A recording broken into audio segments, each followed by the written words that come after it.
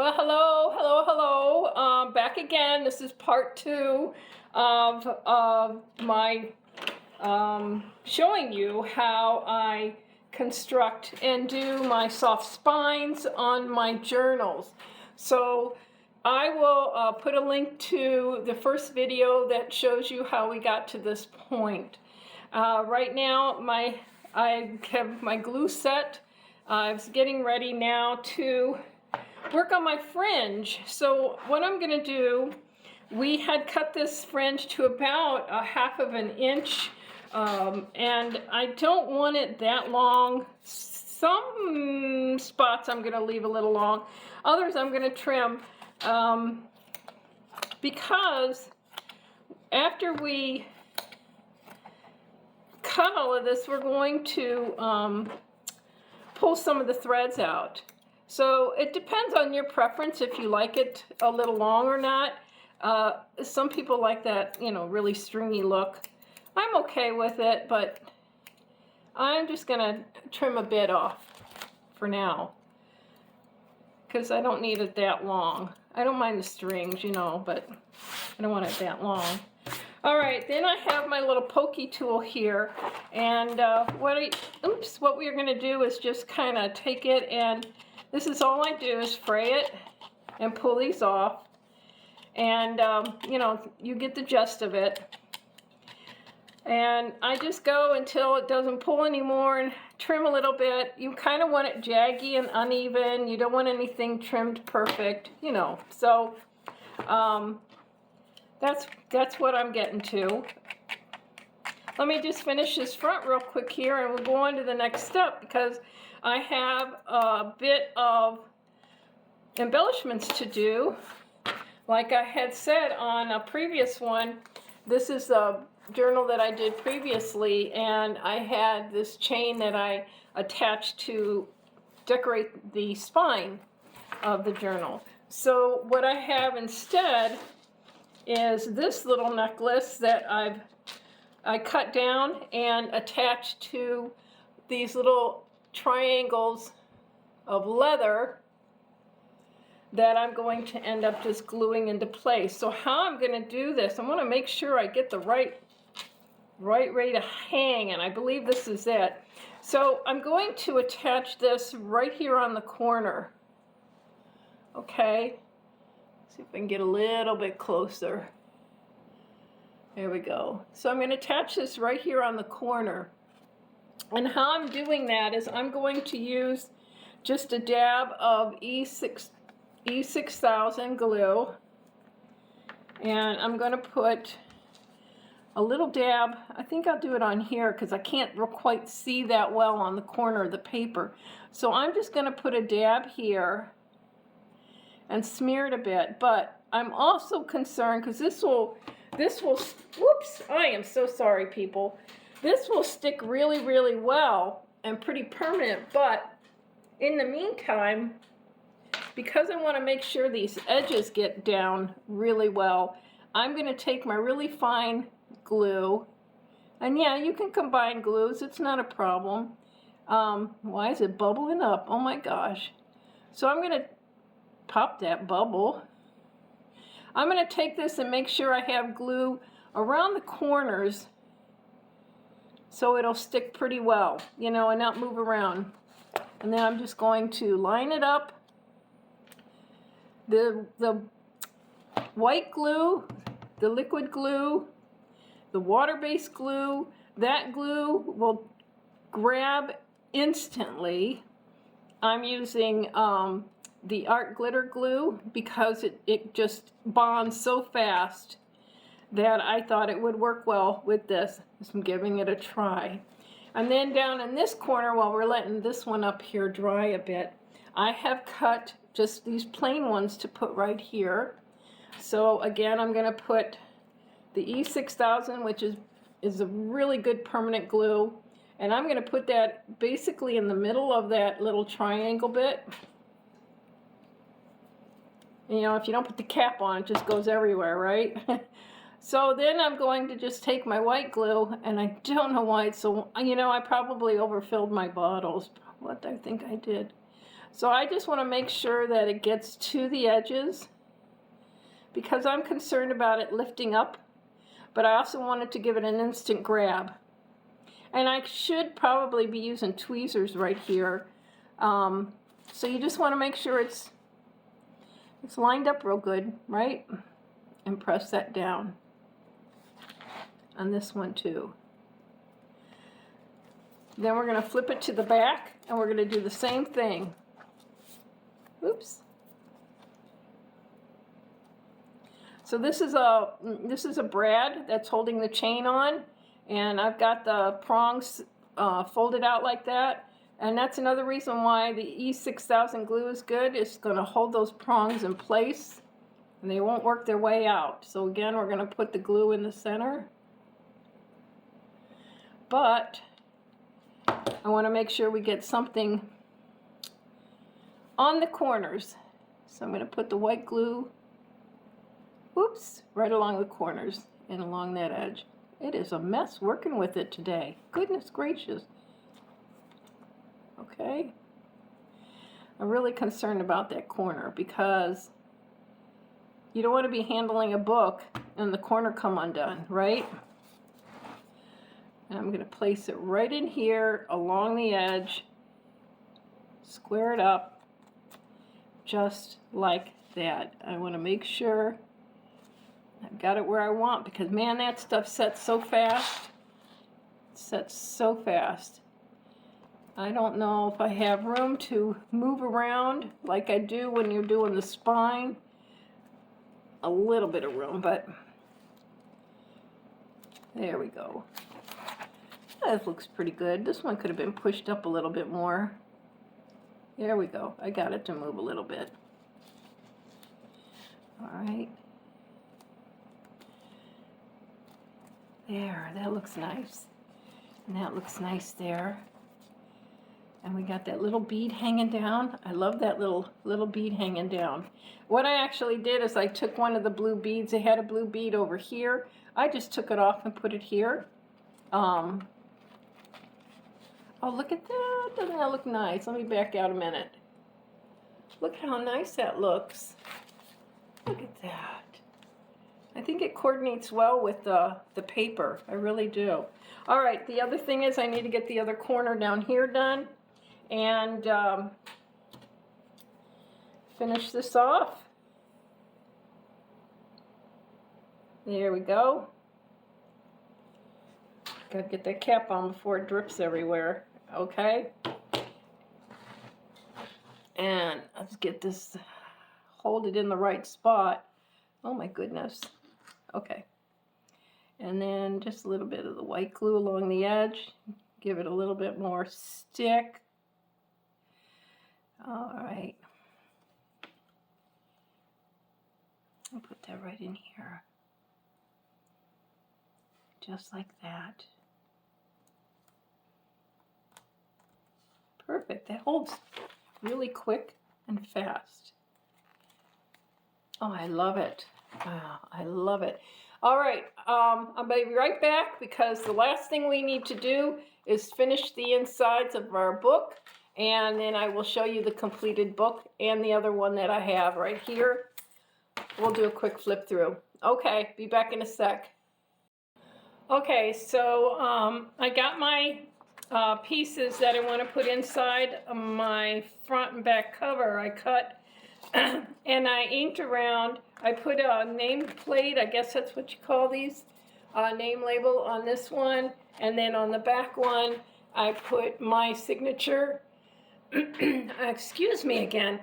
This is a stamp that you can get up. I bought this one at Hobby Lobby and I really like it because it says inspired by life, created by hand, one of a kind, and created by, and you can sign your name on it. I just really like that label. It sums it up perfectly. So what I'm going to do right now is I'm going to go ahead and put these in. You know what? Hold on a minute.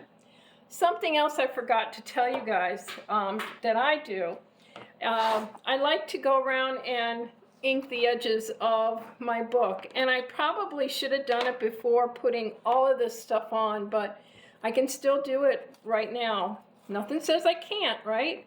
So what I'm first doing is I'm starting out with coffee, a brown. I'm using, let me get it right. I'm using coffee, the color coffee by Archival, to give it that little bit of that brown aged look.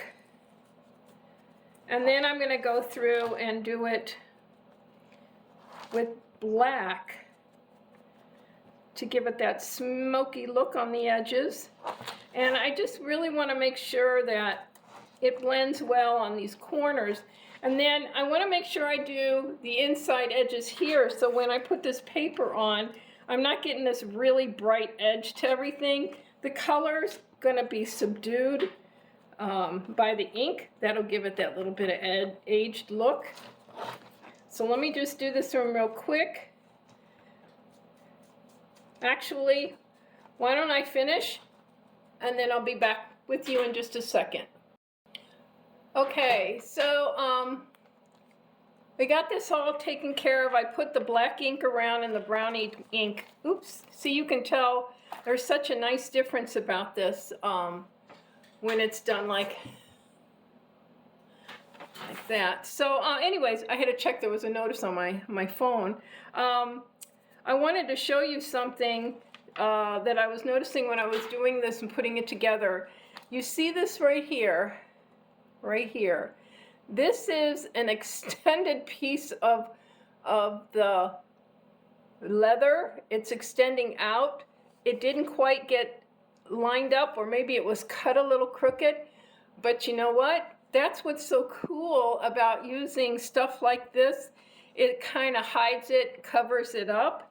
Another thing is when you're putting the ink around the edges, it kind of makes these corners look like they're like one, all one. You're not seeing that bright blue around the edges. It just finishes off the edges so nicely when you're using the ink. So now my next thing I'm going to do is I'm going to go ahead and glue these into place. So I will be back in just a second and we'll finish that. Okay, so I've got everything glued in and lined up. Boy, that just looks so nice. It's so polished off when you do it like that. This piece here was, I don't know, the cover might have been cut a little crooked or a little off, but it still looks good. It still looks like a finished piece. So now I want to do a real quick flip through. When I construct my journals, I like to surround every other signature with cardstock. So this signature right here, I have cardstock wrapped around, and this signature, which is number 3, I have cardstock, and then the last one I have cardstock.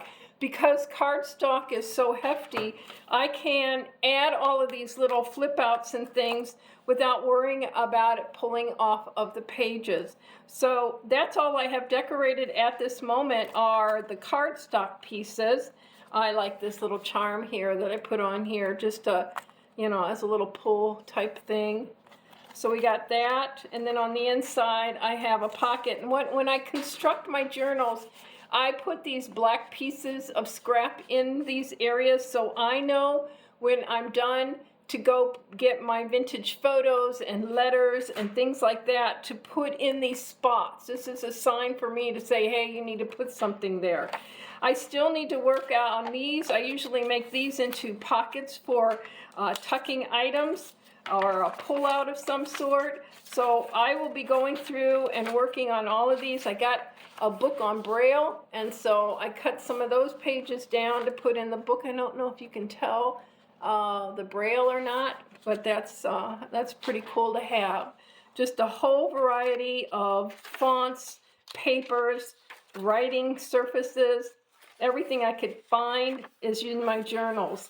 So yeah. So this is the first signature back of the cardstock would be right here, and I have, like I said, the black paper right here to put something in this pocket. And then, I don't think I have, no I don't. On this side, I have 2 pockets here. So they will be filled with something quite unusual and unique. And then this one here, I made this pocket with an overlay.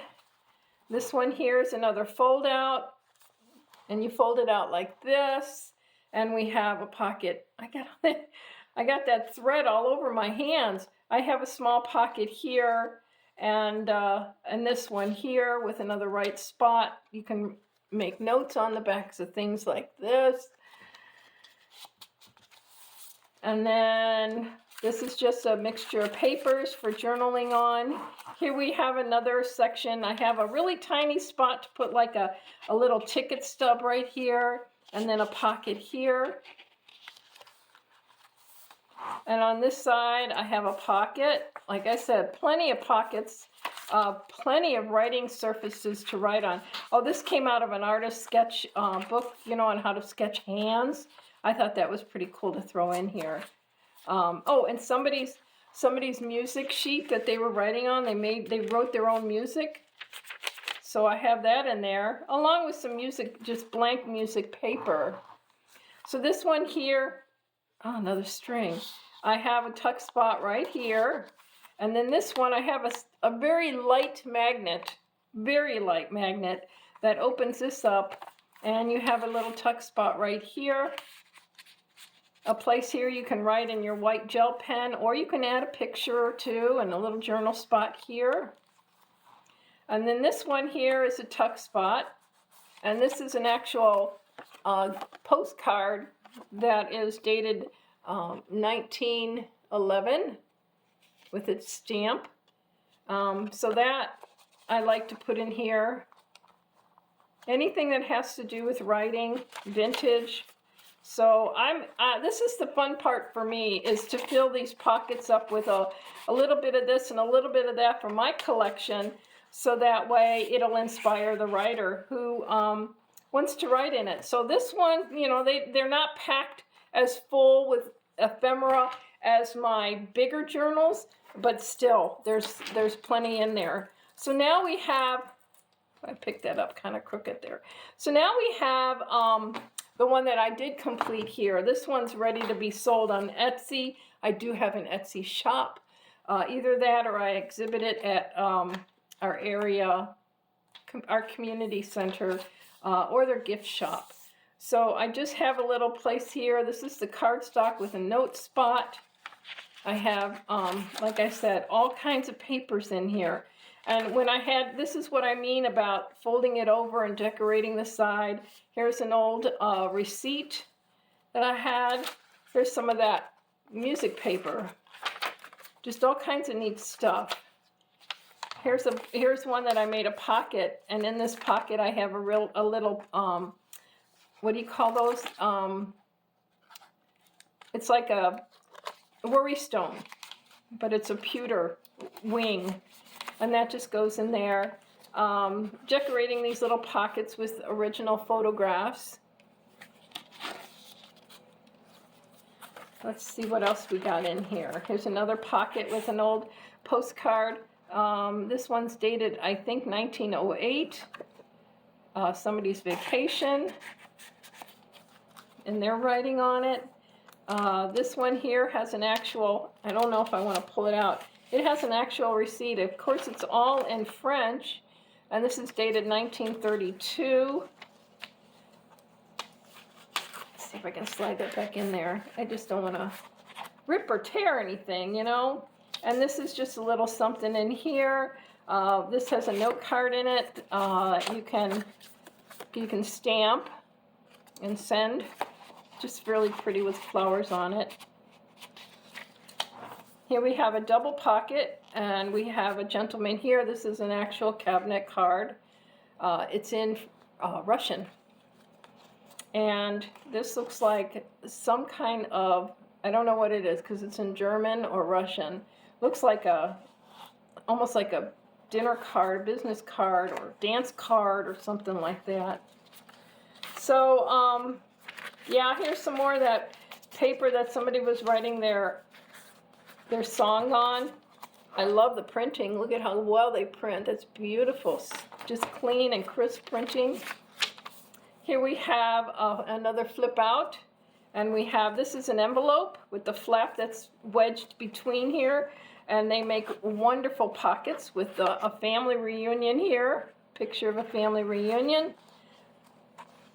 And yeah, I think that's it on that page. Here we have a pocket. This pocket has an actual letter from 1960. Be interesting to read what was going on during that day. Just another little pocket with a bit of ephemera in it. The pockets that I fill, can be stuff that can be thrown away if you want, but some of it's vintage. This was decorative paper, and I just folded it to make it into a pocket. I folded it down and back up again because I just love this corner right here. Do you guys remember, the stamps that you would get when you would go grocery shopping, and your moms would collect them and then turn them in for cash off or money? So I have a couple of books of this. The main thing they used to call them were green stamps because there were green ones, but that one's a little different. Let's see what we got in here. Yeah, here, I found a tablet of these. They fold up and they look like airmail, but they make really teeny tiny envelopes, and there's lines on it, so you can write to somebody, fold it up, and then give it to them like an office note. 1922, little receipt here and a picture. On this side here, of course, we got a couple of girls. Look like sisters all dressed up.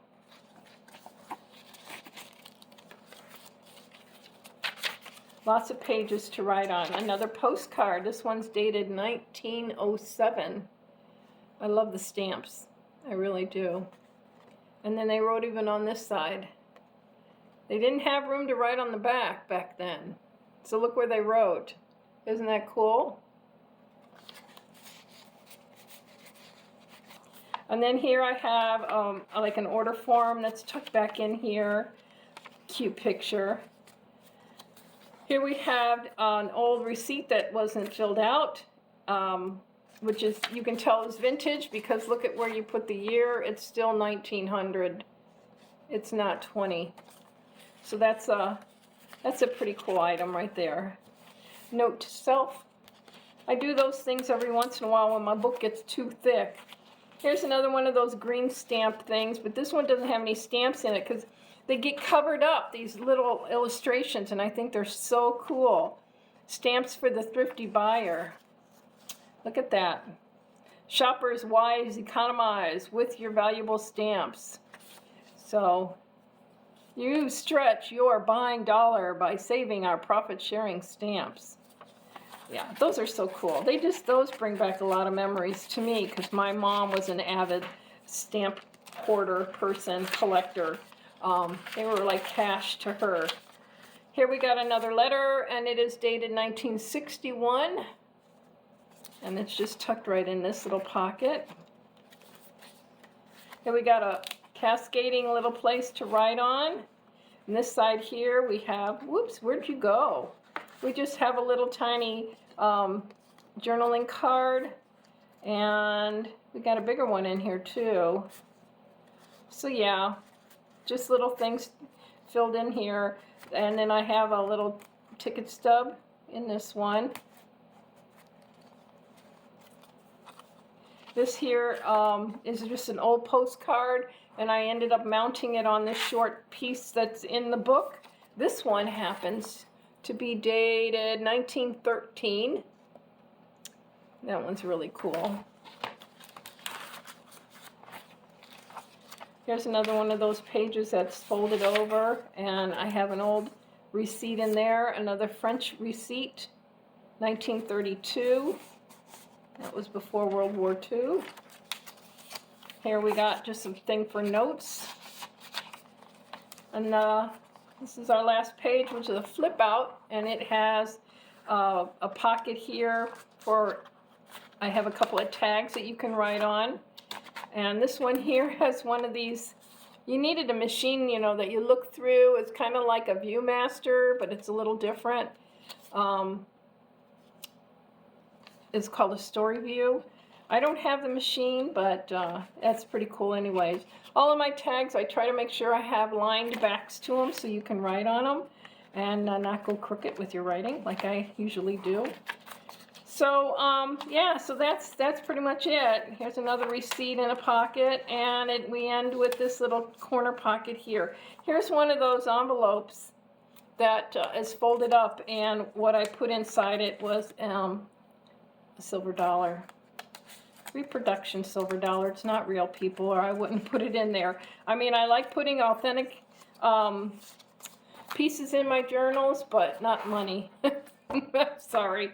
So that's it. I hope it helps you guys with learning how to do a soft spine. Let me know in your comments if there's anything that I didn't go over very well and I can explain again, or I can do another video. But I hope this helped out with your questions, and I just love it because all my books, like I said, they lie flat, so it's easy to write in them. You could even write straight across the page if you wanted to without any interruption.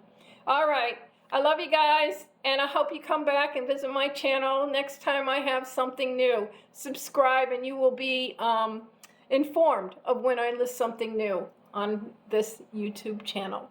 Thanks so much, and I'll talk to you later. Bye.